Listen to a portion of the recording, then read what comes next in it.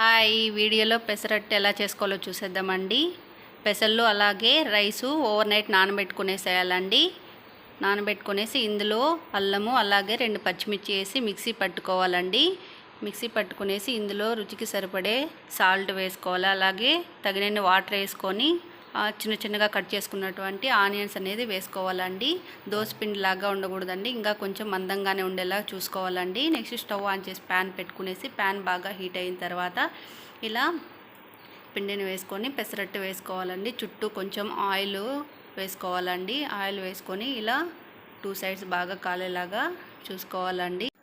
ఇక్కడ పెసరట్టుకి 1 గ్లాసు పెసలు తీసుకొని 1/4 గ్లాసు రైస్ తీసుకుంటే పెసరట్టు అనేది బాగా క్రిస్పీగా వస్తుందండి.